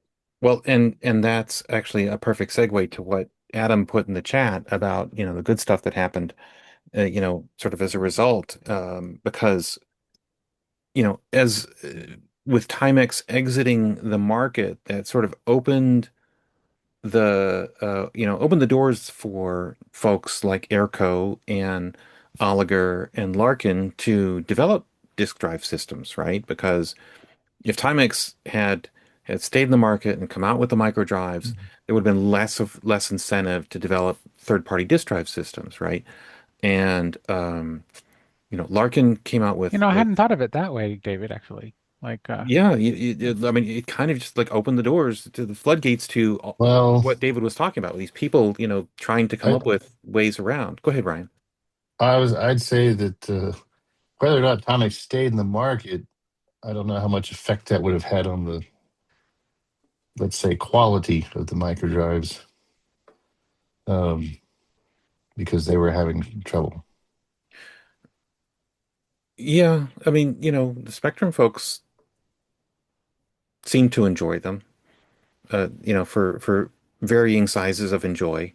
But it seems like the major problem there was the cost of the cartridges was putting a lot of people off of shipping software on them. Mm. Hmm. Yeah, because they weren't cheap Um, per Well, se. they were more expensive than a cassette, so going for the Spectrum is definitely cheaper to do cassette. But for the QL, they're they seem to be reasonably priced. You could still buy if you didn't really use a whole lot. It's not like I'm going to go out and buy 30 blank ones at a time, but maybe having 10 would be enough. Tim, do you And remember then how much I those? had no problem using mine. Do Very you little remember how much problem, they other than the were? one that quill. Pardon? You remember how much they Oh, cost? not right off. It's been so long since I actually bought some. Um, Because I'm trying to remember, in terms of comparison to floppy disks, and I remember, there was a point in time when a box of floppy disks was like $40. And I feel like that might have been 83, 84. Certainly, they dropped. Precipitously. a lot. Yeah. Yeah, because Yeah. yeah. Yeah. It's, at the time it seemed really slow, the price drop. Right. Uh, But then when people started going, all right, you have, what was it? The 5.5 inch single density, yep. and then you buy the double density, and they were going, "Ooh, look at the price on that." Yeah. So what did the guys do? Oh, here is my single density. So all I got to do is turn it around here and cut a little piece out over here, Right. and now I've got a double density. You're Flippy. kind of going, I did that. yeah, Well, so Yeah. did you I. I I used to think we go all to did. I used to go to computers expo places, and you could go buy 50 360K discs for, I don't know, $29, 50 of them. Some may work, some may not, but still Yeah. it's a lot cheap. yeah, most Much most of cheaper my than Apple II buying them floppies, from Radio Shack. yeah, most of my Apple II floppies are notched and are basically double-sided, even though obviously the Apple II really just only spoke single-sided. Yeah. But, like I said, Adam, the disk drives, if Timex had sort of solidified and made reliable micro drives, that might have put a damper on, third-party disk drive systems. Larkin came out with a 256K RAM disk module for, the 2068. Lots of, and also to David's point, lots of craziness out of user groups. There was this little module that some folks in the Michigan user group came up with, that you could hook up your VCR or your video camera, as it were, and capture a four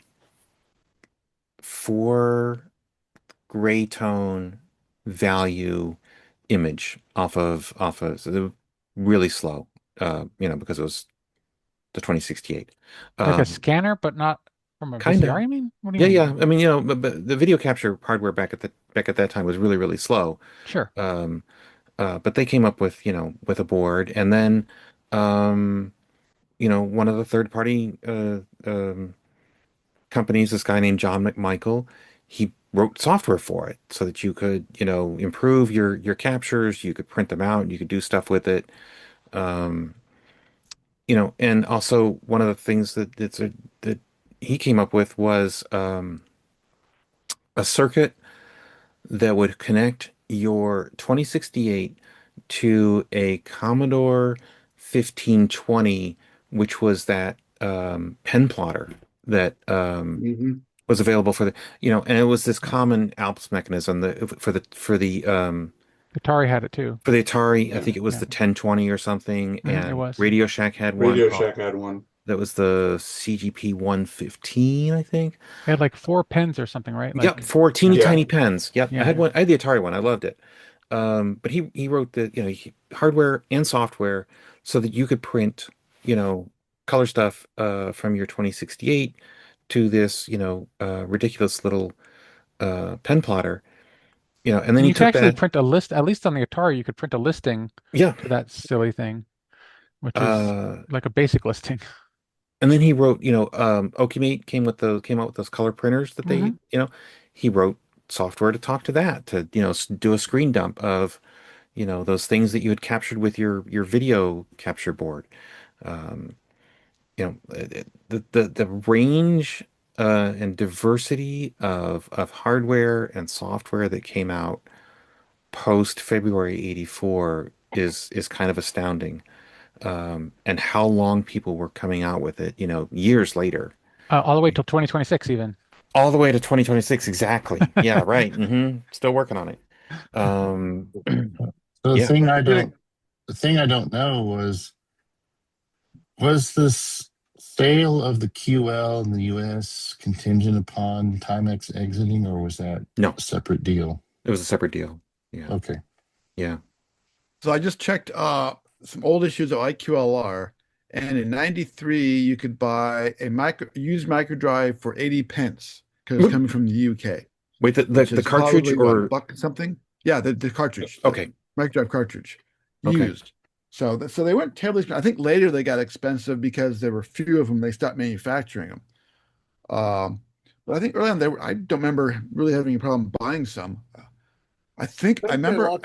I might have bought four when I bought my QL. 'Cause remember I bought the QL came with a 4 pack of the applications. I might have bought a single 4 unit wallet of just blank ones myself, just have some data ones. So Tim, what The was the availability of reliability and microdrive longevity of cartridges those? depended upon the videotape manufacturing. so I only had one go bad on me, and that was a Quill one, but in general they seem to do all right.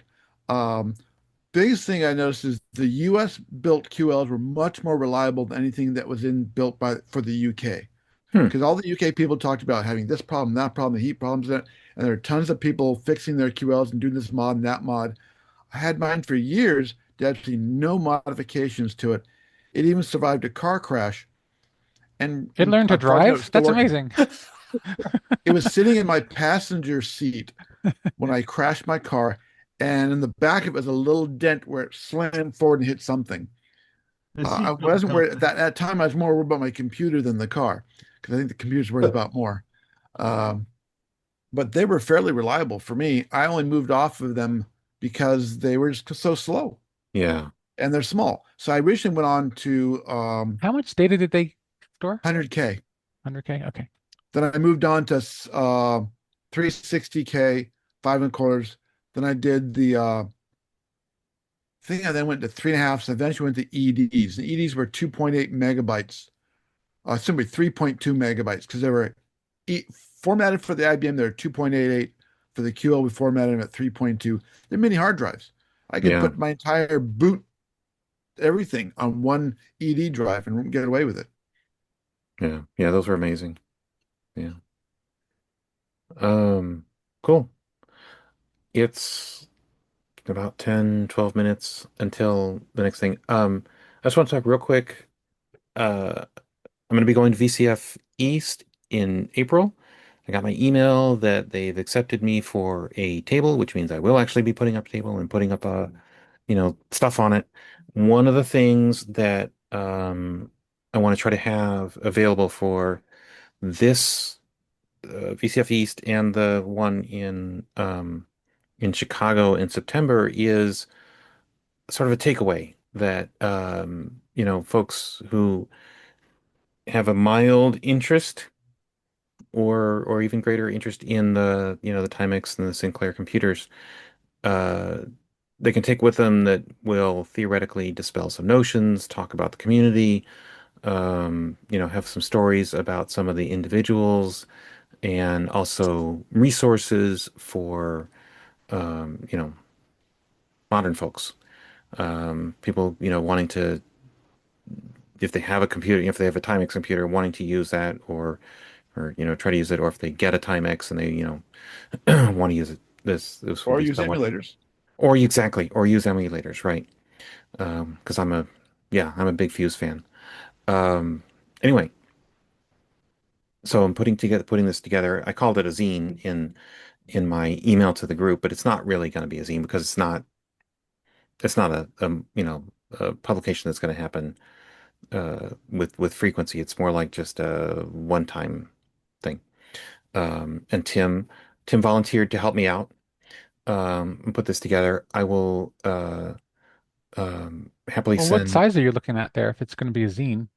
Well, I don't physically, mean like the dimensions, but like how many oh, how many Pages. pages? pages? Yeah. Not a clue. As many Oh, as okay. as many as necessary. Do we want a I would say volume? Do we want it's probably best if you can do a single page back and front side kind of thing. I'm already past that. Like, okay, yeah, I saw his list. It's we're talking like 10 pages or more. Yeah, Um, yeah, at least. Yeah. but okay. it's still a good idea to have a single sheet handout because they're so cheap and easy. If someone's interested, they're like, oh, I'll take this. Okay. But a booklet is going to be something more, oh, I want to get a little more in depth. We've got the booklet. Yeah. Um, So something that thick is hard to fold up and stuff in your pocket, which is why I talk about like under most having like a handout thing.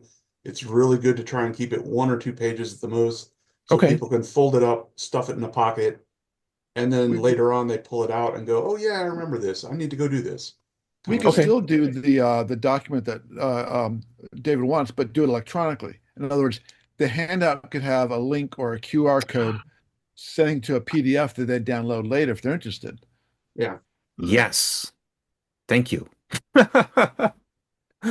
I'm so, hung up on like having a physical thing sometimes that, You could print out some, but I think the handout should be simple piece of paper or a half sheet even. They could take up. It was like Mowgli said, just fold, put it away, look at later. yeah. But having the document can suck people in. Dylan Jones, QL guy, had on his website page that was like, oh, now you're coming back to the QL, or now that you're new to the QL, here's what you want to know. And had a bunch of detailed stuff about emulators, what the main applications are, what the pointer, that sort of stuff. Yeah. So, uh, Okay. so your handout could be, or document could be a little bit of the history, what are the different computers. Well, if you don't have a If detailed you've got one FAQ now, yet, David, you could, really go for a nice detailed FAQ on like each of the machines. Yeah. So, you've acquired a Timex Sinclair 1000. Here's the things you should know about it. Here's the things, you can do about it. Here's where you find information about it, blah, blah, blah. for like each of the machines. Hmm. But now we're talking to some extent, at least a whole web tree. That's Uh, okay. Yeah, yeah. All and right. but yeah, basically have a handout that you certainly want to describe the group. You want to describe, other places that people can get information.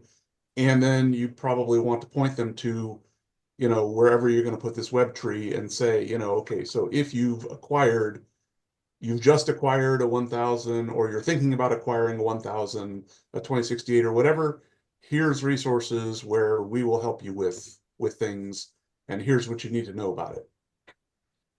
So That's exactly the kind of refinement. Thank you, Tim. Thank you, Mowgli, that I needed.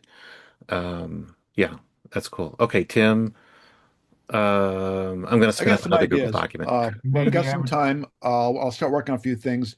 Okay, I'll probably write locally, but I can always update the document, use the Google Doc you sent out. okay. Um, but I like the idea of doing if you're new to this or something, that sort Yeah, of thing, resources, links to other things, links to the art in an archive as far as books. yep, Oh, you want to learn about ZX81 Basic? Here's this. Here's the book. Here's the third party books.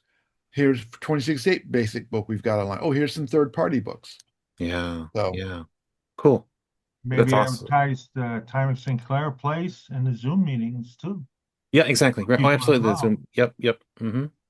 And I Yep. hate to jump on this with you, David, but is there a way that you could put a section of the Timex Sinclair website that would have, say, an emulator and maybe a pointer?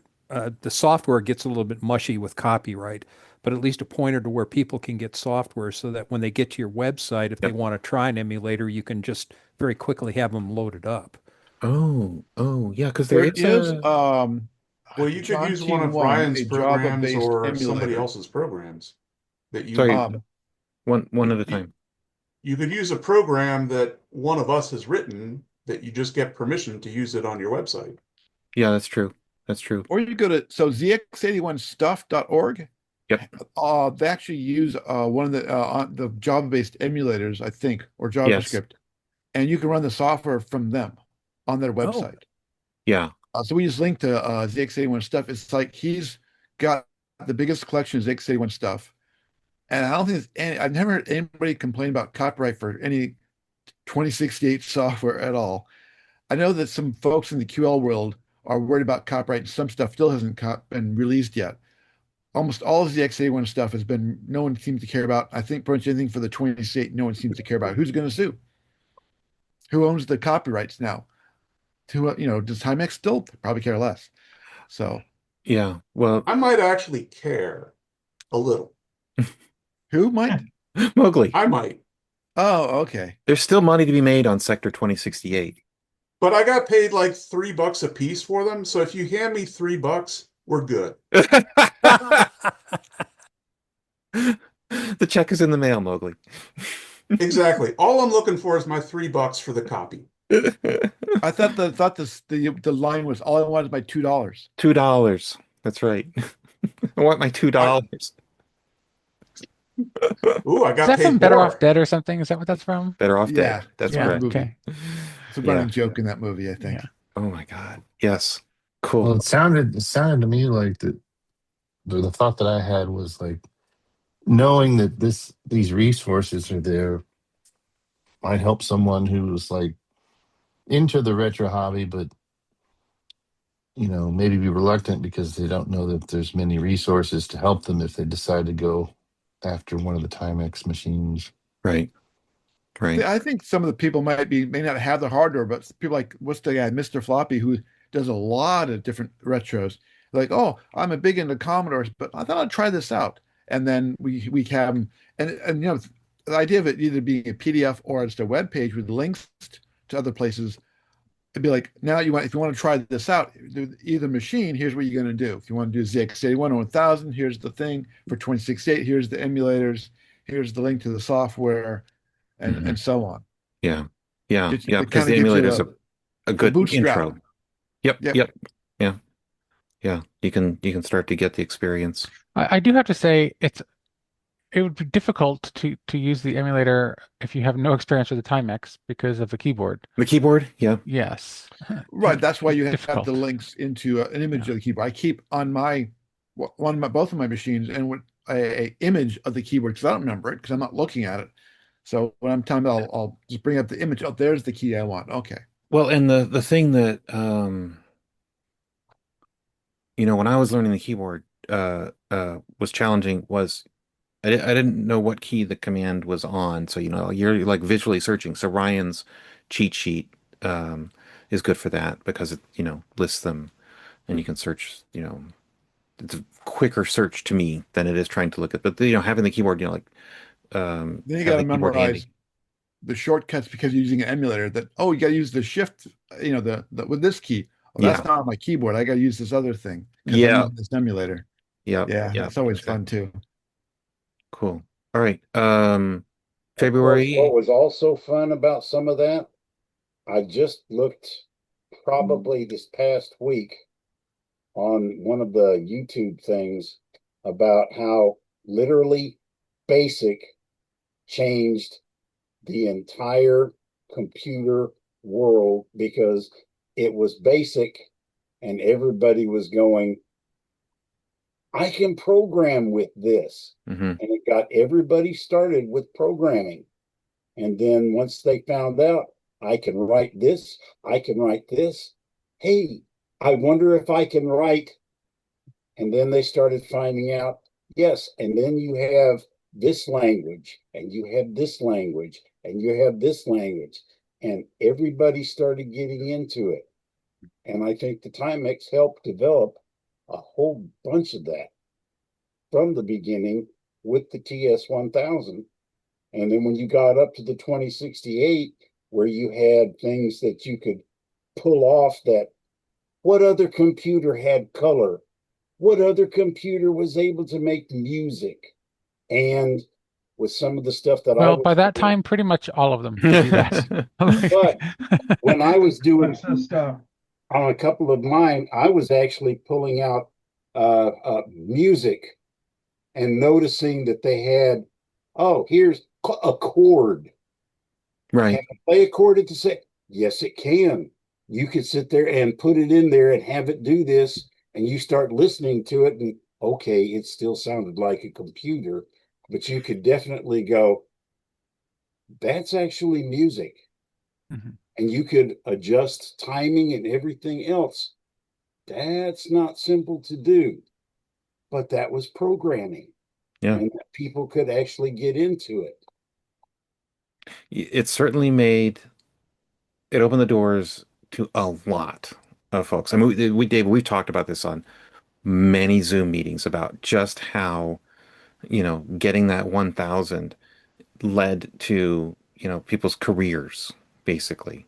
You got this 1,000, you learned how to do this stuff, and that facilitated your career, in computing, in IT or whatever, uh, you know, years later, and, to this day, plenty of folks. As a matter of fact, um, there was a story about a guy who's a CIO at some major corporation, and in his story, he talks about he grew up in Mexico, and he talks about how his dad got a Timex Sinclair, and that's what got him started back in the 80s was having this access to this computer. On that note, um, our next meeting is March 2nd. Yes, Monday, March 2nd, 9 p.m. Eastern. Whatever that is for you, adjust accordingly. Well, what happened in the Timex world on March 2nd? Now we have to figure that out. Oh, that's a good question. That's a good question. I don't Daylight know. savings time? What's that, Paul? Daylight savings time? I have no earthly idea. When do we go off of daylight saving? Is it in March or something? Yeah, I think Later in so. March, though. I think it's later in March. But anyway, Tim, I'm gonna spin up another Google Doc where we can do the tighter, um, one page kind of handout content. Sure, sure. Yeah. But I'm still going to work on that big one because, to like what you said and what Mowgli said, having that one pager point to some in-depth resources. Those, that can be, I'll split those out into in-depth resources on the. And if we can still do a printout if you want, because we still have funds in the Bill Miller collection fund, Oh, okay. Bill Miller fund Okay. for things like this. So Cool. Cool. Okay. Well, it's Well, I certainly guess we didn't say, is there anything we're discussing on that meeting? Or just open agenda? it's open agenda. I mean, unless you Okay. guys want to come up with something, I don't have March 2nd. That's like 2 weeks away. I got nothing March for you. 3rd, you said, right? Or March 2nd? March Okay, 2nd. March 2nd. Yeah, week and a half, whatever. I don't know. Hmm. Um, yeah, I don't have Well, we can anything. come up with it in the group if We it's can come up with it easier. in the group. Yes. Yeah. Yes. Yeah. Cool. All right. Thank you, gentlemen. See you in 2 weeks or whatever it happens to be. Sounds great. All right. Bye, guys. Bye. See you guys.